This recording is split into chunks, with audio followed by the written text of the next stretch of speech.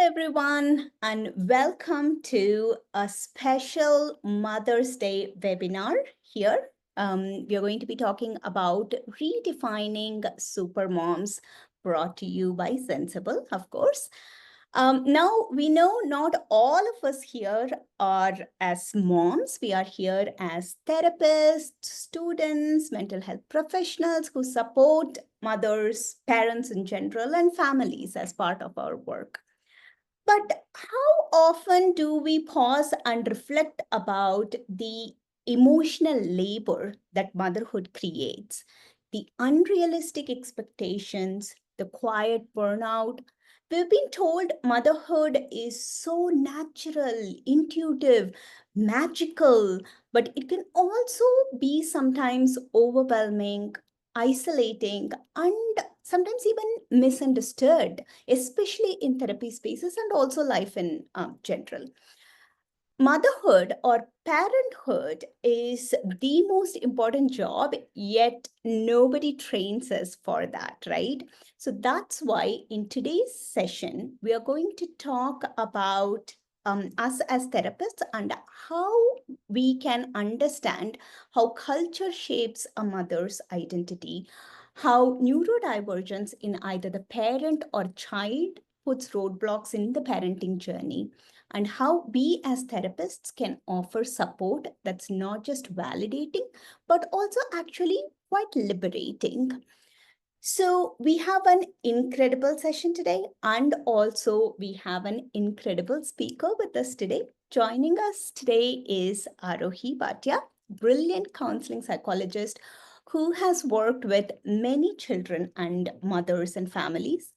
And she brings her cross-cultural perspective after working with clients in both India and the US. Arohi's work beautifully balances theoretical insights, lived experiences, and compassion. And we are so thrilled to have her with us. Thank you, Arohi, for being here. Thank you so much, Veda, for the lovely introduction. I'm so excited to talk about Mother's Day. Today is not about us. Today is about all the lovely moms who have, given their all to be a mother, right? They've been powerful, they've been transformative, and yet somehow perfect, right? So we want to talk more about that this evening, and yeah, absolutely looking forward. Excellent. And I also feel really happy that your mom has joined the session as well, so that if there are any questions, you can just ask, Mom, what did you do when you were, helping me? What did you do there? So thank you, Sandhya, for being part of this conversation as well. Thank you. It's my pleasure. And I hope I'm able to add some value to the overall session. Thank you. Well, you have already supported Arohi through this journey, so you have already given us a lot of value, but welcome to the webinar. So whether you're already working with mothers or hoping to, whether you're curious about the theory or want to understand the practical tools, this session, we are going to get that all covered. So let's dive straight in. If you have any questions, keep them posted on the chat window. And if you want to talk, you can put your hands up as well. So first of all, Arohi, does this concept of super mom or perfect mom show up in therapy room when you're talking with parents or mothers in general? And does it differ for people who are moms who are from India and mom who are from elsewhere? Is it culturally different as well, the concept of super mom? Absolutely. So, motherhood, when we think about what a mom should be, right, or what a mom would be, right, she's protective, she's nurturing, she is giving, right? She knows what's right and wrong for her child. She knows the idea of discipline. She knows what showing up means, right? So there's a lot of pressure around what a mother should be and would be, right? In a therapy room, specifically, when we're talking about therapy, right? I've heard words like to be able to. do this, or maybe I'm doing something wrong. There's always that devil on the shoulder that's telling that mother, maybe I'm not doing my job rightly, or maybe this is also my responsibility, right? So these are certain words and phrases that almost look at mom as being perfect, as almost like a superhuman, taking on so many different roles at once, right? Um, Tomorrow, if something happens, your mom didn't teach you that, or your mother didn't tell you what's right. So, those kind of things always turn up when some adverse situation happens. And that's when, therapy becomes almost like a crisis intervention instead of very preventive, right? So that's something that we've observed all across, whether it's the United States, whether it's India, or any other part of the world, right? It should come naturally to you. You should already have the tools, right? So, as much as we want to support the instinct, we want to know that motherhood is also a journey. Everybody's growing with you, right? In India, it's almost a taboo to talk about a mother's mental health. It's almost non-existent, right?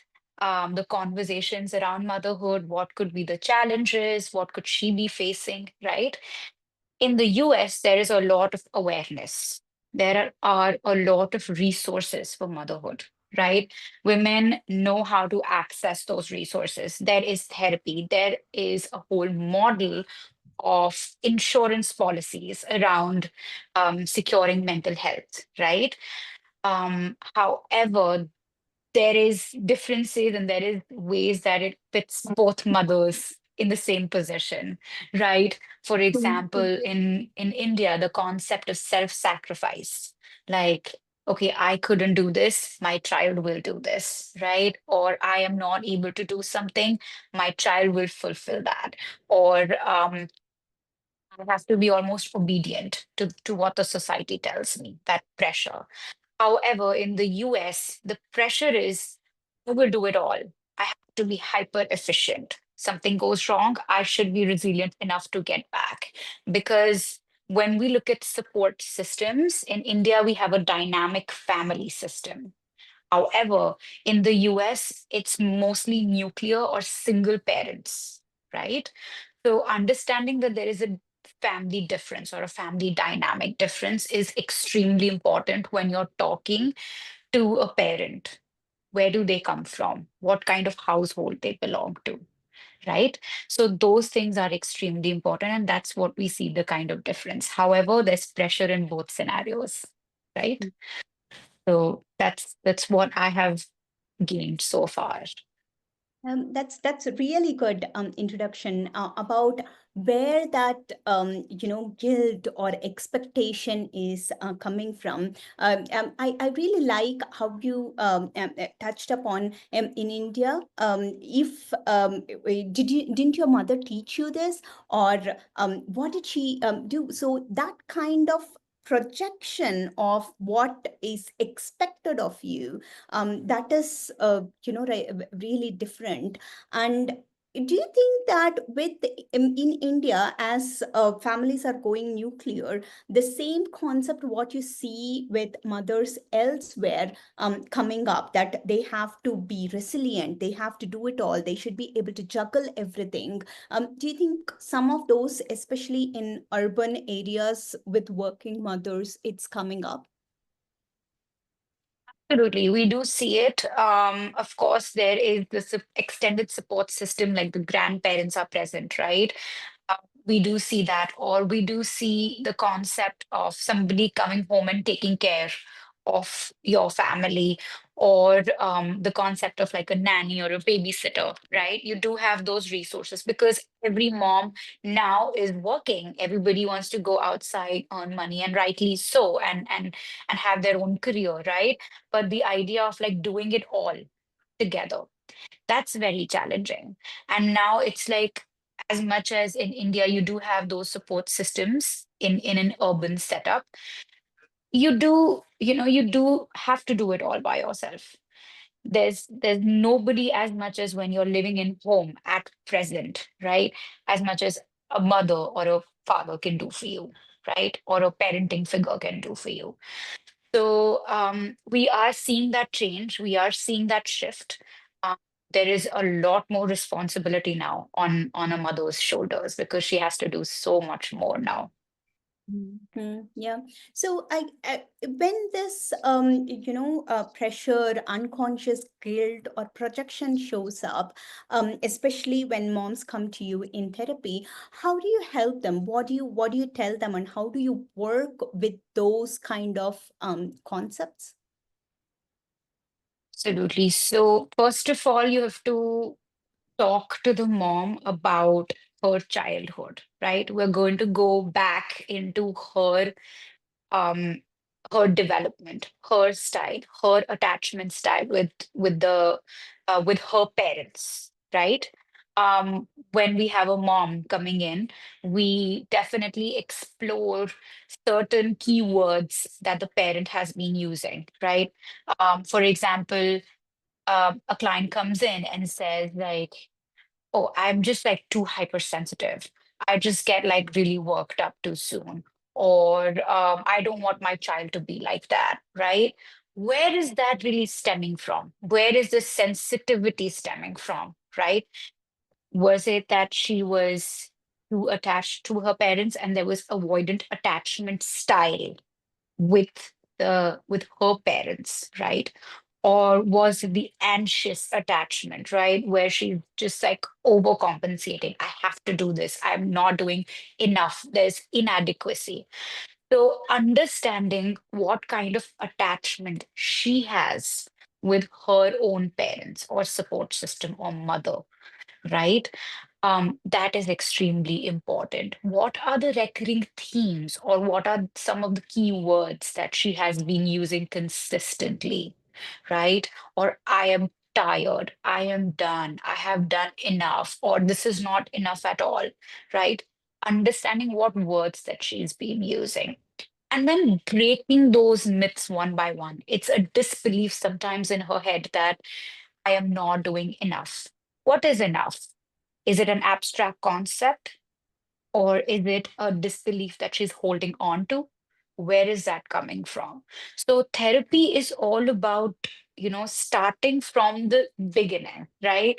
Where she comes from, her family system, her dynamic. Did she have any other influences in her life that were almost equivalent or even more important to her when growing up? So understanding those themes are extremely important. You start your therapy sessions with talking to the client in a way where is she coming from? Who are her parents? Right? What did her childhood look like? Not everybody has a happy childhood. What does that childhood look like? Right? In what situations and scenarios did she become a mother? Right? What kind of support system does she have currently? I'm sure all of your therapists or someone who's really coming from that background, you all know about protective factors, right? What are this mother's protective factors or a safety net, right? Trying to understand those, and that's when you can understand what the mother is really feeling, because there's so much going on in like that brain of hers. Even when she's talking to you or taking therapy, she might be on a guilt trip that I'm just focusing too much on myself. Maybe my child is at home, he needs certain things, he needs food, he needs I need to be present for his exam tomorrow, right? There's so much going on in her head even when she's taking care of herself and taking therapy with you. So those are the things that we need to really understand when we're talking to a parent. Okay. That's Mhm. pretty interesting, and you alluded to this a little bit when we were talking earlier about how this is crisis intervention, right? I have always wondered. And motherhood or parenthood is so important, and it's defined by so many factors, not just what is happening with the child right now or with their parenting journey right now. It's defined by, like you said, what happened before. Eh, wouldn't it help, or would it help? I shouldn't go either way. Let's keep it two-tailed hypothesis. Would it help if a mom went for a preventative therapy, like even when they are pregnant, going for therapy to understand, oh, this is my attachment style, and therefore this is what I can expect in the parenting journey? Do you think it would help if more moms did that? Absolutely. So there are two things that I would like to highlight here. First, of course, taking a preventive measure, right? Being emotionally prepared already for parenthood. Talking about like, where are my ideals coming from?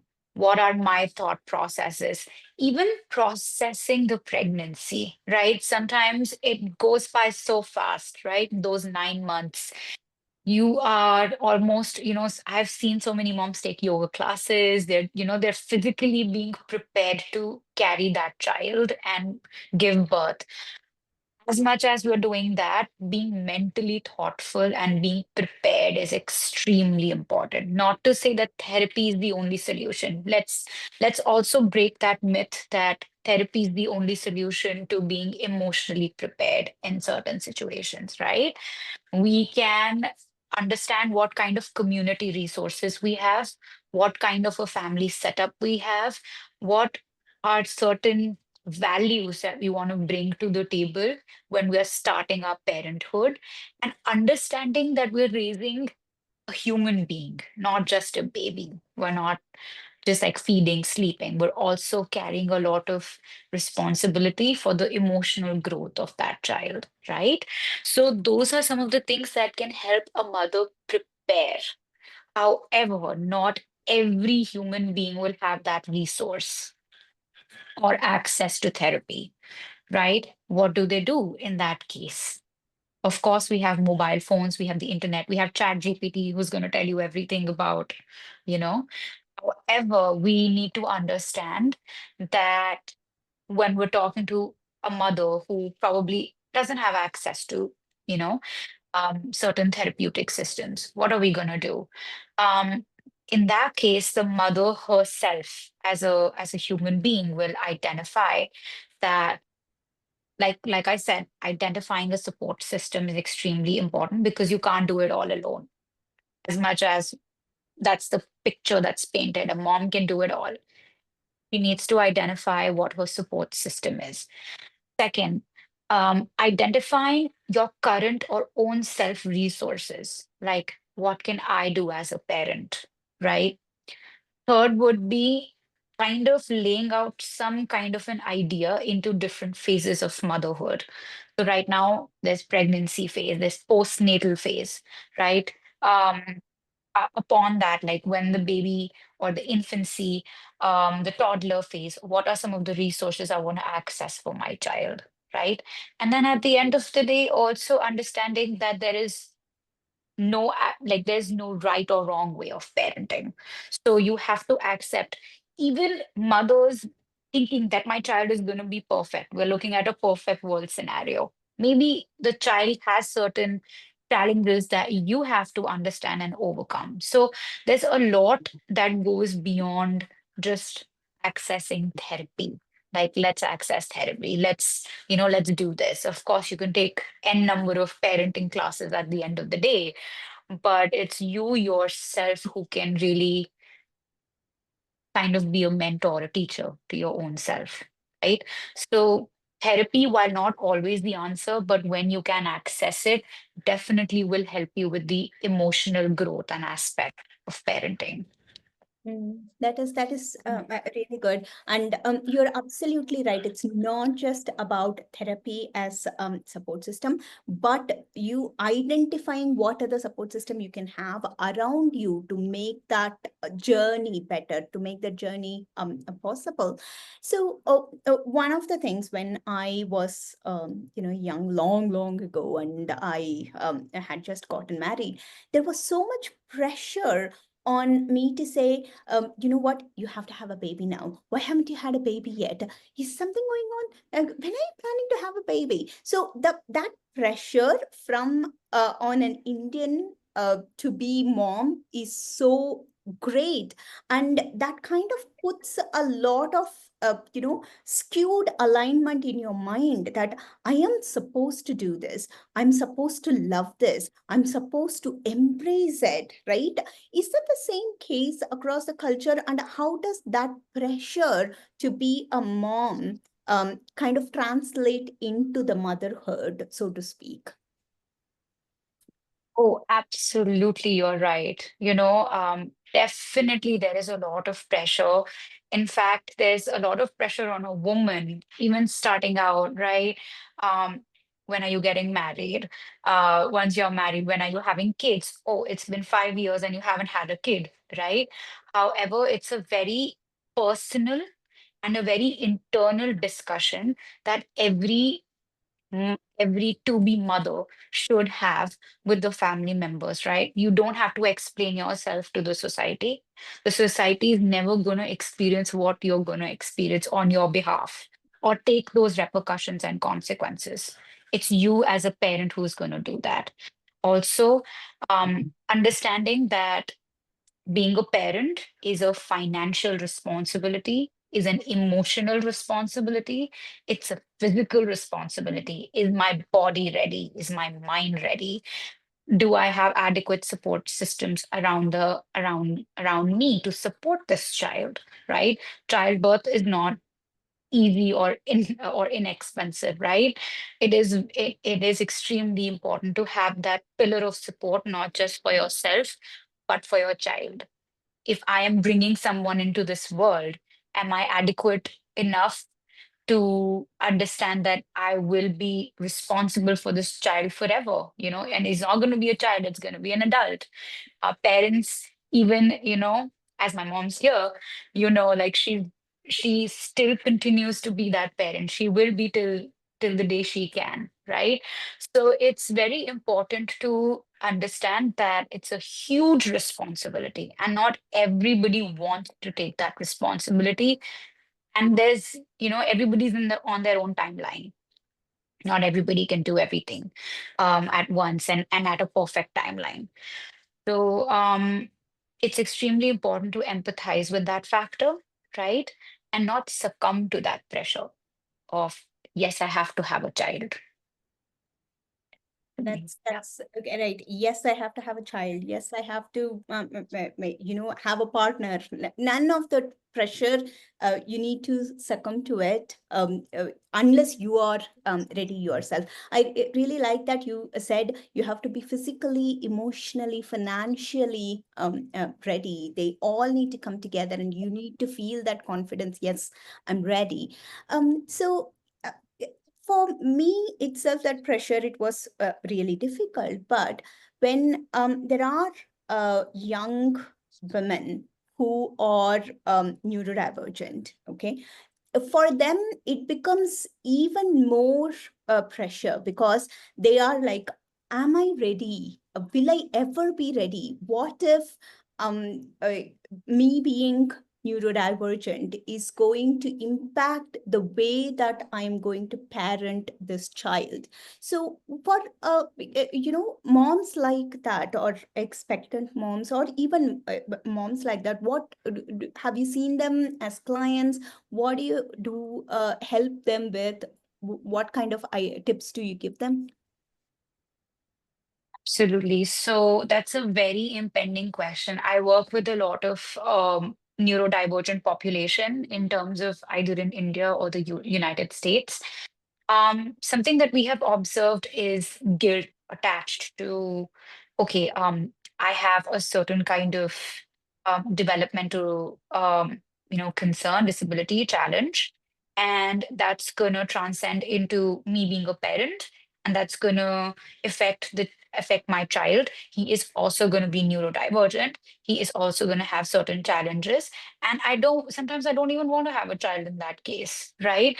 Um, However, again, like I said, there's no perfect idea of a mother and no perfect idea of a child either, right? A child, whether neurodivergent or not, will come with challenges, right? And every stage of life will be a challenge.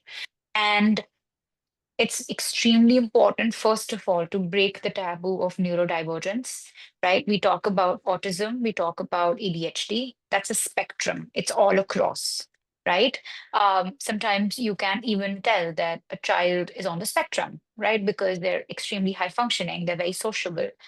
Um, so identifying, first of all, that it's not always the case. Of course, there are researchers that tell us like there is a high percentage or a high chance that if in the family there is a neurodivergent population, there will be there's high chance that the child will have some form of developmental delay. However, at the same time, it's extremely important to understand that there are resources, there is understanding, and there's a lot more community support out there than we know of and that we understand, right? Um, Making yourself again aware during your pregnancy or even after your pregnancy when you see early signs. Usually in India, we parents become aware of this when the child is not talking. My child is not talking. What's going to happen, right? Or my child is not doing this and he should be doing this. Usually it comes from the pediatrician, right? That this is happening, or he's not able to do certain things that he should be able to for his age. In the US, even before birth, even during your pregnancy phase, that's when the resources are shared out, right? Everybody talks about neurodivergence. There's a very, very high level of awareness, right? Oh, I'm getting my child's diagnostic evaluation today. It's very commonly used term. However, in India, people are not aware at all. So I worked with a clinic, in fact, in India. It's called Proactive. It was really long back when I was in college, and I was an occupational therapy assistant at that time. And I realized like there are so many children in need, and we're focusing so much on the academic part of them not learning. And usually that's the stage when parents also realize the neurodivergence in kids. However, when you pick up on early signs of like sociability, eye contact, right, or being awkward in social situations, or certain stimming, as we call it, right, those kind of things that if a parent can really pick on from a very early stage, that's when you're going to get to know that there is certain more challenges. However, it may be more challenging, but it's not to say that it cannot be done. And there is no perfect child, like I said, right? Every child, whether neurodivergent or not, is going to come with challenges. And similarly, every parent might have some kind of undiagnosed challenge. And I like to call it a challenge. I don't like to call it a disability or a disorder. So comes with that challenge, right? And in turn, could be triggering for their environment or people around them.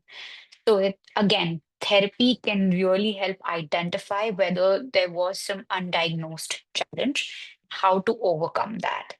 So again, therapy can be extremely resourceful in that case. Does that does that make sense? Does that align? Yes, absolutely, absolutely. One thing that you mentioned was that in the US, they are a lot more open about saying, "Oh, I'm going to get my child's evaluation done," and they also have a lot of pamphlets right from pregnancy itself that says, "Look for these developmental milestones. If it doesn't happen, tell us. Look for these kind of symptoms." symptoms so that we can talk more about it. So all of that information is given ahead of time for the parents, especially the moms, to go through. But we don't have those kind of things happening in India. You're not given a pamphlet of, can you look for these developmental milestone? Is it happening? Especially in learning social situations, like you said. If we start introducing that in India, uh, I also worry that it will make the moms more anxious. Am I noticing this? Is this something that I have to get checked out? Like, so how do we balance that? How do we balance the need for having that information so that parents or moms can identify that quickly without having to wait for them to go to school and then realize that this is happening? And from the anxiety of, is this something I need to check out? Is this something I need to check out? How do we balance that? That's a great question, right?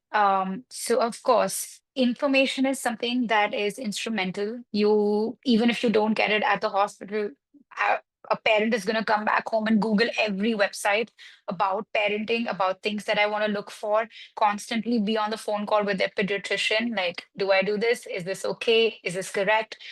So those, fortunately and unfortunately, we live in a society where internet is everything. It's going to give you all the answers. However, even if we look at a medical term, it's going to give you 10 things online. It's important to understand what you're really looking for, and no amount of information can either resolve an issue or like can be enough at the same time. So according to my perspective, it's extremely important during pregnancy or like in the postnatal phase when the mother is in the hospital.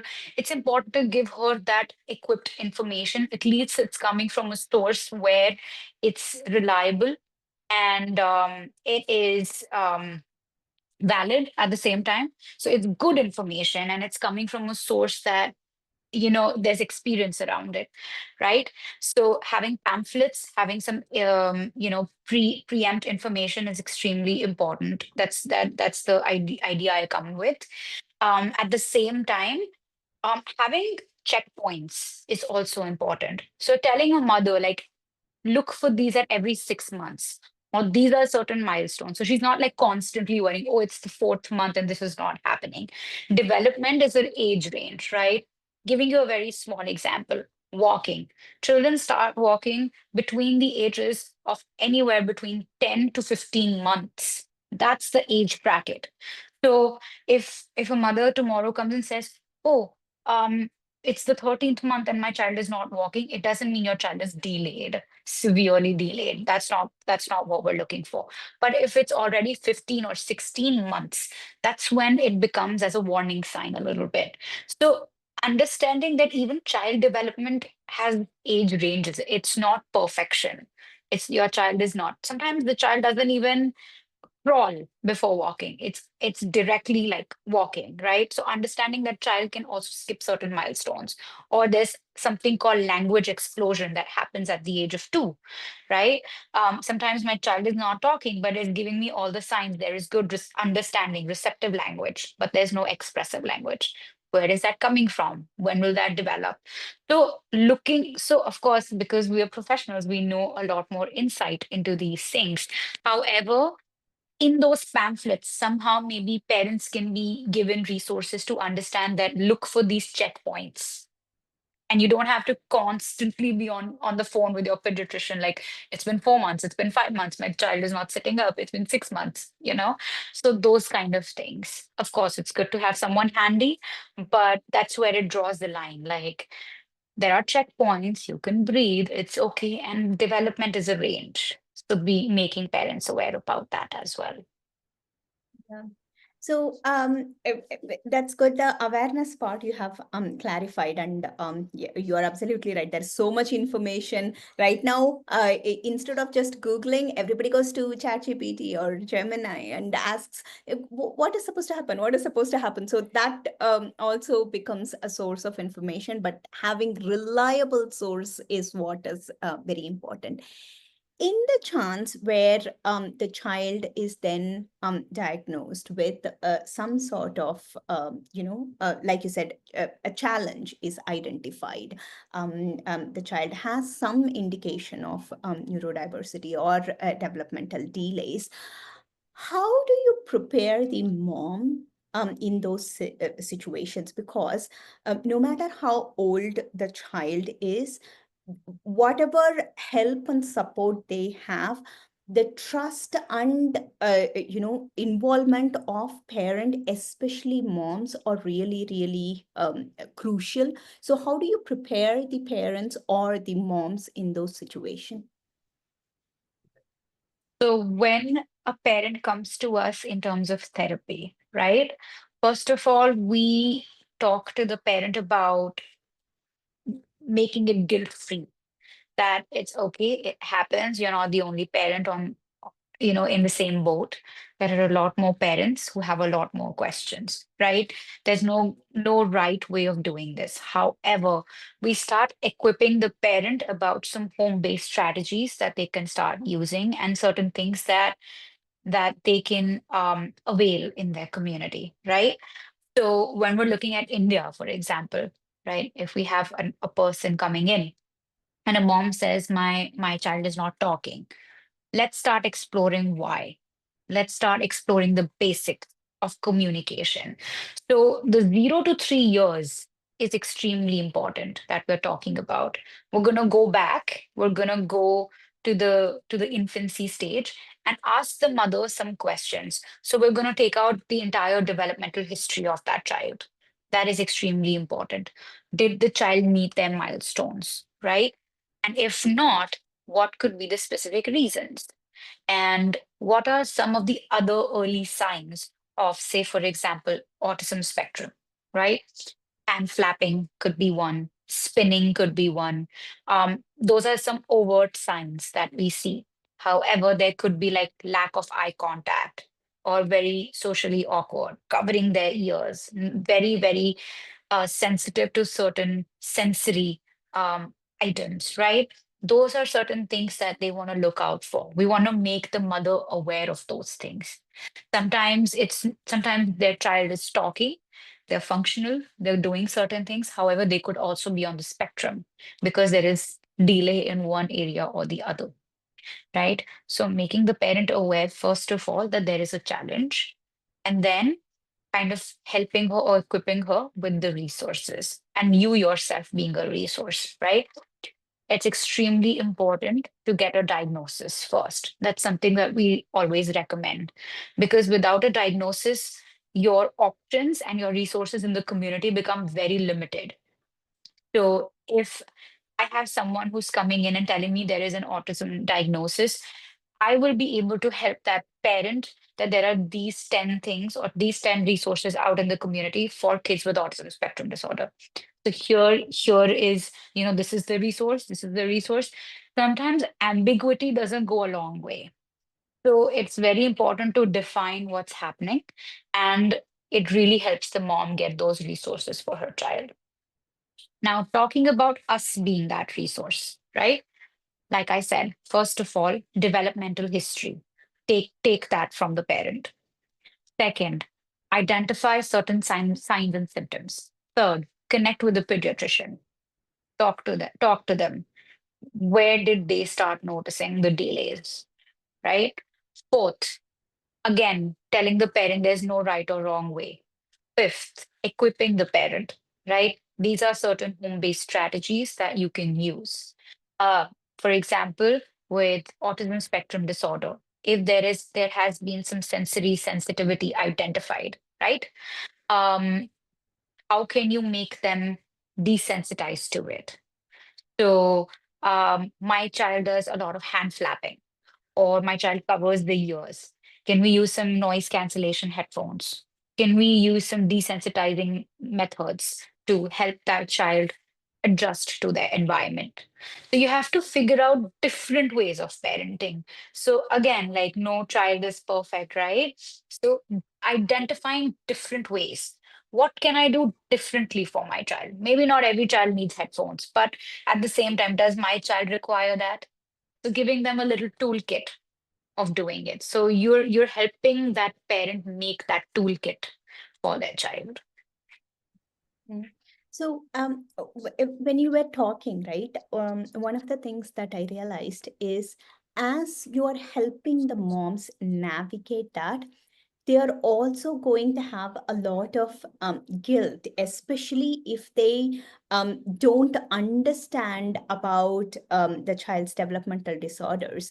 Let's take, for example, that the child has sound sensitivity and they cannot go in really loud noises, and you identify that, give them all the resources, but the mom is still maybe thinking, oh my god, when the child was young, I did not take the child to and expose the child to different kind of noises. When I was pregnant, I was stuck in my room working on my laptop, and I did not expose the child to different kind of noises, and that's why he or she is now having this issue, because it may or it may not, it will not be true, but still the guilt will be there. So if they are working through the guilt, whether they have, forget about neurodiversity altogether, even for children without any neurodiversity, right? Moms carry so much of guilt. Oh my God, I wish I had more time to spend with the child. I wish I had done more food for the child. I wish I had helped the child with the homework. So, how do you help moms who are carrying a lot of that guilt? Absolutely valid, because we have parents, coming in, and sometimes like mothers are crying on the phone and then they say, sorry, I didn't mean to do that. I'm so sorry. I got emotional. They're sorry about certain things when they shouldn't be, right? They're sorry about crying. They're sorry about being sad. So, in that case, we definitely talk about um, that it doesn't have to do with the parent. It doesn't have to do with, oh, I didn't get time for my child, or I could have done this differently, right? We teach our kids like not to live in the past. So why are our moms doing that? Like I could have, he could have shaped. It's never too late to do it. It's never too late. You still have your child. You still have, spend time with your child, access resources, spend time. um if there is something that you feel like I could have done more, I could have, so more is a very abstract concept.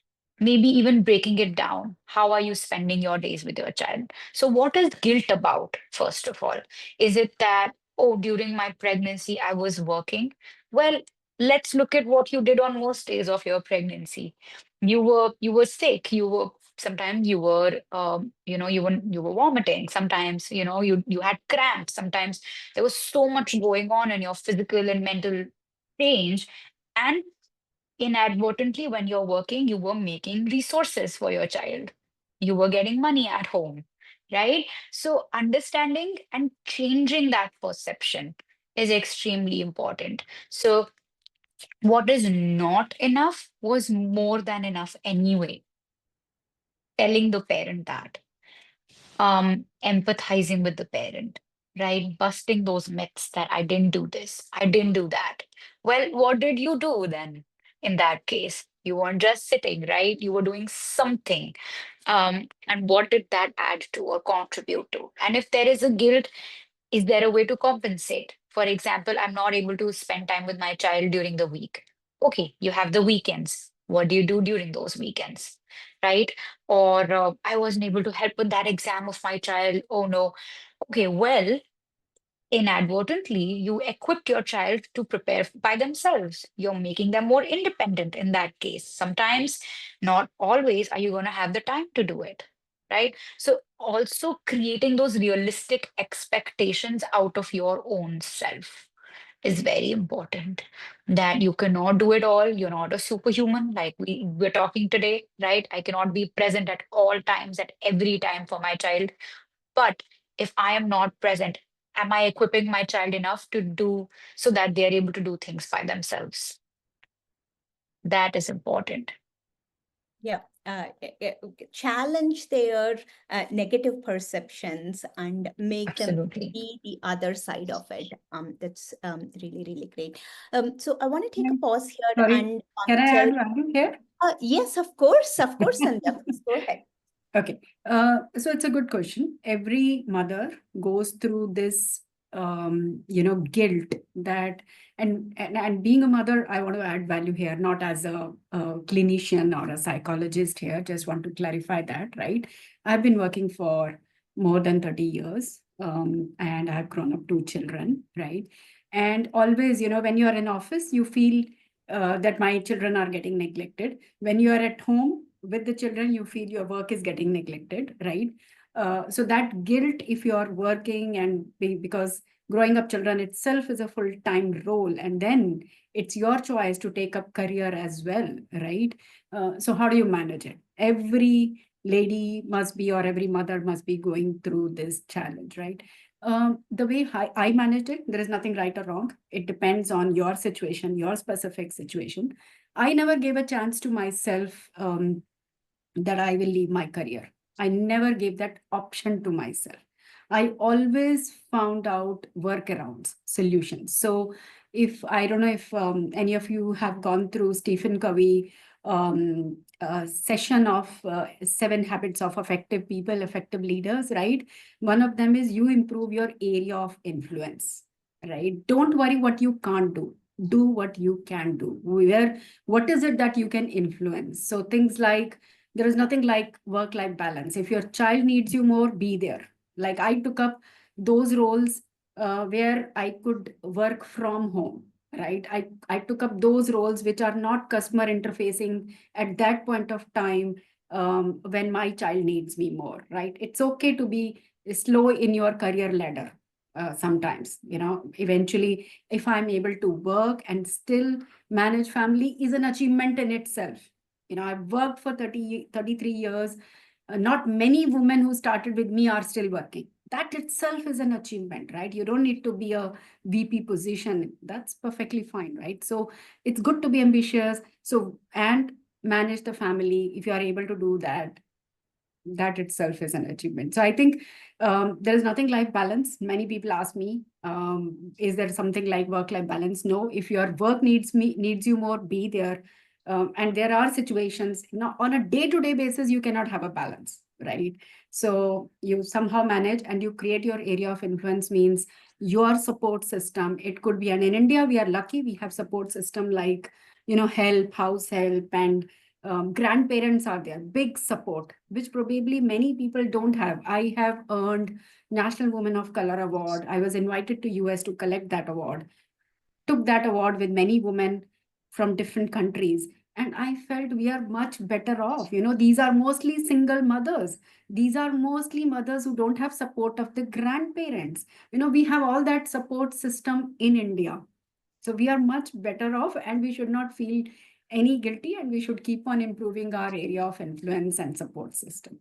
So that's I where. like that's a very good point. Thank you, Sandhya. And I like what you said about work-life balance. I listened to this a podcast where they say I don't like this concept of work-life balance. There is nothing to balance. It's called work-life harmony. Like what you said, when work needs me more, I am able to do that. And when my family needs me more, I am able to do that. It doesn't have to be even. It's just making sure that they both fit together properly, and that is what you can control.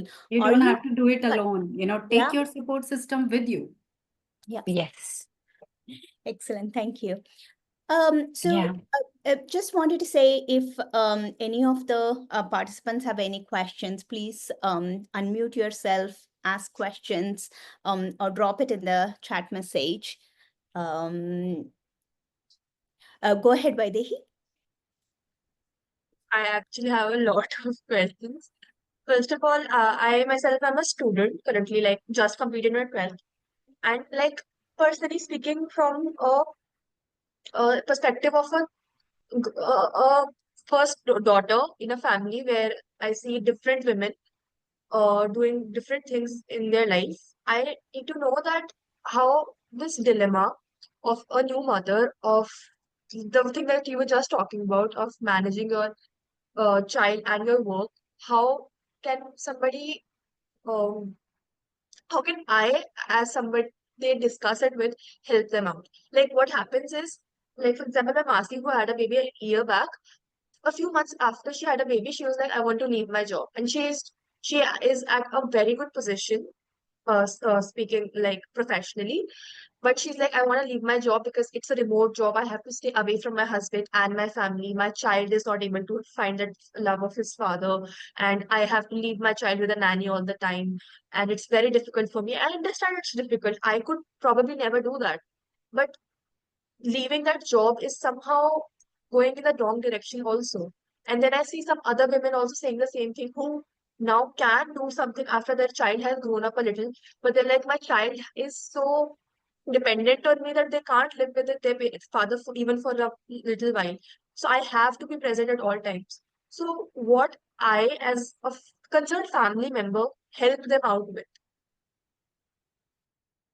Great question, Vaidehi. So in that case, we have to identify certain things that you spoke about, right? First, the kind of job role or position that your Masi is in, right? Sometimes when we say that we want to leave something to do something else, it is perceived as incorrect or wrong, like you said. Maybe it's the right decision in that time. Maybe it will prevent a lot more guilt for her in the future, wherein she's like, I wasn't there for my baby's first words, I wasn't there for my baby's first steps, I wasn't there to make a decision when where he wanted to go to school, right? So there's no right or wrong. Maybe empathize with her and understand from her perspective why she's trying to take this decision as a family member, right? Be the listening ear to her. Like, what are her other options? I know you want her to be a career oriented woman as well. You don't want her to give up her own life for a new change. However, this change is really big that has shifted her family dynamic. She has started her own family. She feels now that she has to do it all. Like we said, she has to take on that role of like, I need to care for my baby. So couple of things that they can also discuss, as a couple, with your Mosaji, right? Um, what are the parenting roles that your Mosaji is gonna take? So is she again like creating that community? Because parents or like women are so used to making people dependent on themselves. Be resourceful, outsource. My mother always says, like, outsource things. You don't have to do everything on your own self. Okay, I'm going to take care of the feeding the baby, playing with the baby, talking to the child. But it's okay if my husband takes them to school. It's okay if he's spending time with them on the weekends. I don't have to be present for each and every moment. That doesn't mean that you're a present parent means being physically present all the time. There are going to be circumstances when she's going away, and it's always going to feel like that. Also, kind of equipping your Masi and saying, like, अब अभी जब बच्चा बड़ा हो जाएगा ना, आपको तब भी लगेगा कि अरे मैं इसको बोर्ड के लिए लेके नहीं गई, मैं उसको बोर्ड एग्जाम्स के लिए नहीं लेके गई, अरे मैंने उसको स्विमिंग क्लास के लिए नहीं लेके गई, अरे मैंने ये नहीं किया. आपको हमेशा ये लगता रहेगा, so making it more realistic for her that at every stage you would want to be as present as you are right now for the baby. I understand that the baby is more dependent right now because of feeding, because of basic needs, all those living skills. But at the same time, do something for yourself, if not in terms of your career. How are you really spending time for yourself? Like, take out some time for self care and rebuild yourself. Open your channels to rebuilding yourself. Because once you leave your job, it's extremely difficult. Like, after 5, 6 years of like a good break, right? Coming back, how can you still keep those channels open? Discuss with your Masi. Okay. Does that answer your question? It definitely does. Another part of the same question is that, like, I personally have this conflict of opinion with them when they say that I want to leave my job, or I would want to stop pursuing my career professionally so that I can pay attention to my child. I am personally a kind of person who wants a child in future, but cannot compromise my career for that sake. So this conflict opinion, how can I handle that more in a better way? Right. So when you say compromising, right? It's a very abstract concept. When you say, like, I want to completely give up something for something else, like Sandhya also mentioned, right? I always made sure that there is like a tilt between right now my family needs me a little more, so I'm not going to take up a job role that really needs my physical presence or demand, right? Or as now, if you're a budding therapist, or I'm not sure what career path are you choosing, but if you're a budding therapist, maybe doing some sessions that are in between my sleep breaks, or my child's sleep breaks. Let's kind of devise it in that sense, right? Or fortunately, a therapy role in this profession, it gives you a little more flexibility of choosing your hours, that this is when I want to do. So make sure you're doing those, like at least doctor's appointments, right? Those things are extremely important. There's always a workaround. When there's a will, there's a way, like they say.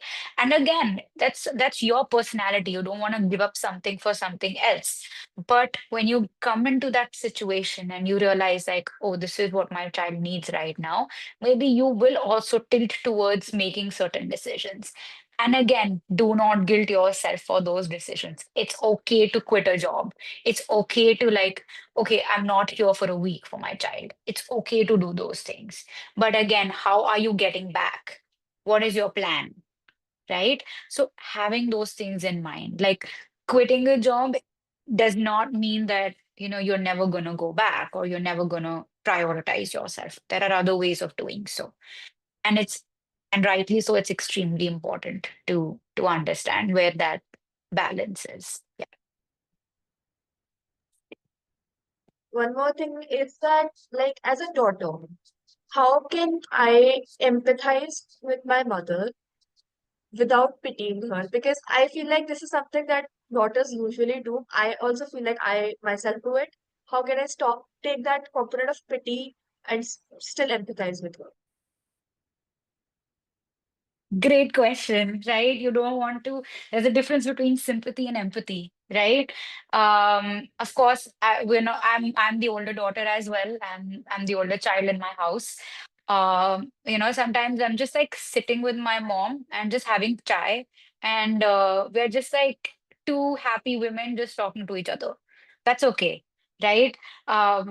We are nobody to say, "Oh, mom, you did a fantastic job." "Oh, mom, you didn't." You remember when we were young, we used to make these little cards for Mother's Day, or, just like little bounds of appreciation.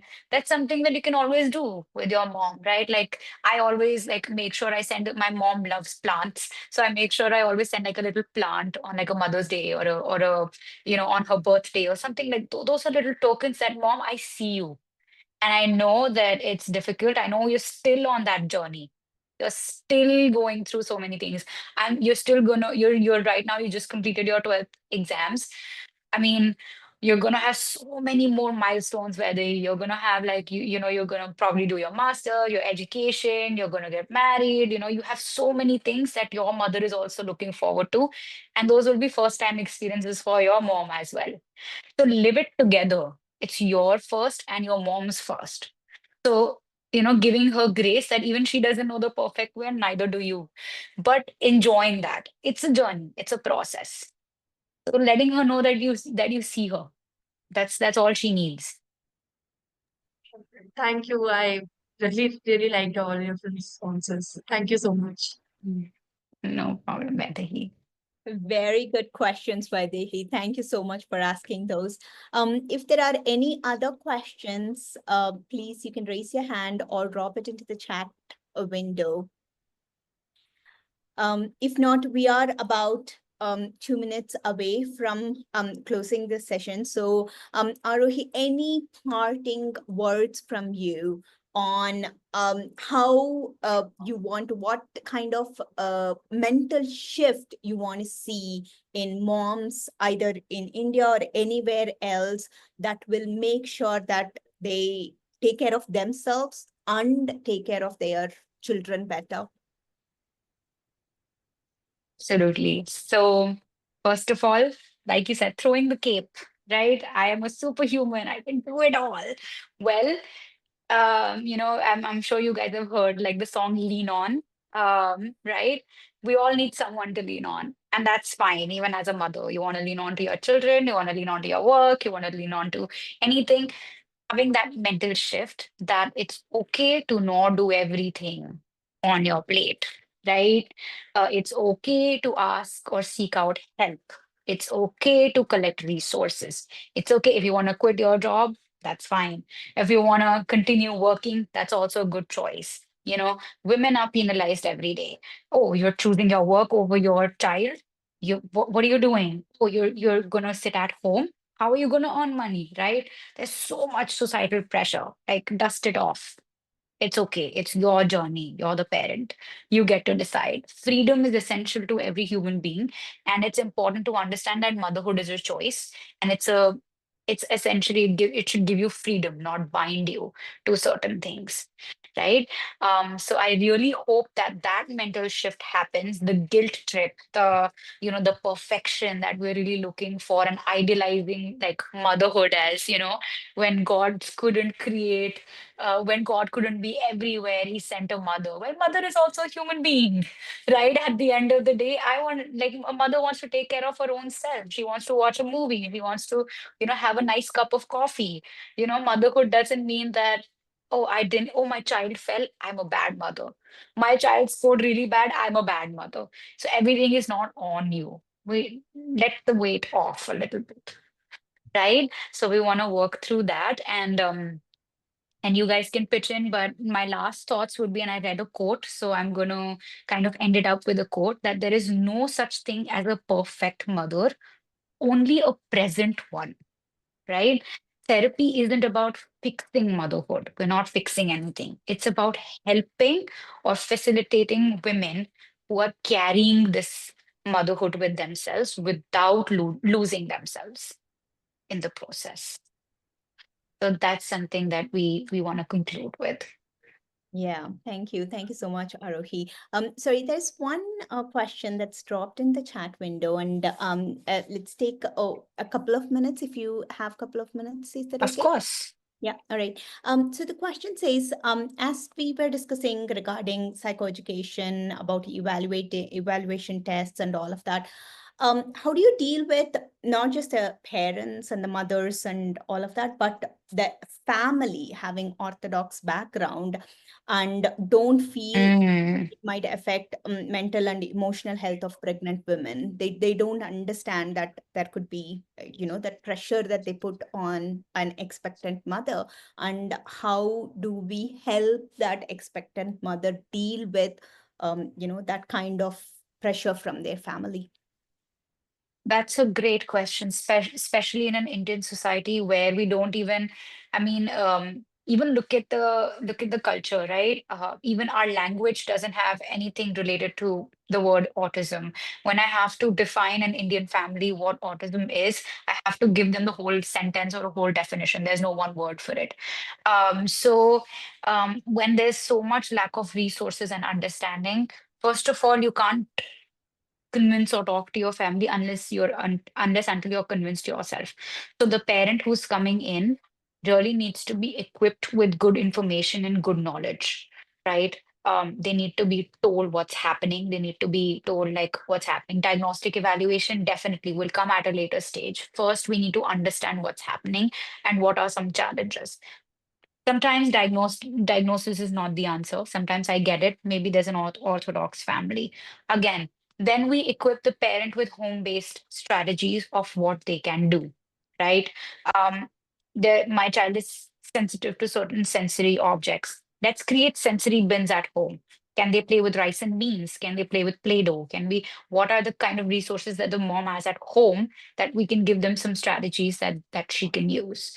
Or maybe books, or maybe some blocks, things that they have access to, things that they can work on with their child. So sometimes we will also equip the mother to slowly desensitize family members, her partner first and foremost. Then comes the grandparents. But when the partner is supportive and on board and they're trying to understand and listen, yes, there is a gap, there is a challenge. That's when, things can start to work out. And most of the therapy looks like play. most of the therapy looks like play. Most of the there are so many therapies out there, like expressive arts therapy, or things like that are available. Most of it looks like play. Let's equip the parent to do it at home by themselves, so that it doesn't look like therapy, but you're also doing a lot for your child at the same time. So that's how you do it. And it's very difficult to change the perspective of the family, but we can make it look playful at the same time, very, very therapeutic and essential for their children. Small steps. Take it really slow, really Absolutely. small. Change what you can, let go of what you can't, and make sure that you have that protective covering yourself as a parent, so that you're not affected by Absolutely. what other people are saying. So that's very good. Thank you, Arohi. A brilliant session. You have been a complete treasure trove of information, very honest, clear information. Thank you so much. And Sandhya, thank you for being here with us as well. And Vaidehi and Falguni, great questions. Loved all of the conversations here. And thank you for being such engaged audience. Thank you. Thank you, Veda. Thank you so much. Thank Thank you for arranging such a Thank insightful you. session. Thank you so much, Veda. Thank you, everybody. Excellent. If you want to know more about our upcoming webinars, feel free to join our WhatsApp community if you're not already there. And just want to drop a quick note for those who are in Bangalore. We have another in-person session coming up on May 18th. So I will post about details where you can join us. If you can, join us next Sunday. Until then, see you all. Have a very good day. Bye-bye. Bye. Happy Mother's Day. Happy Mother's Day.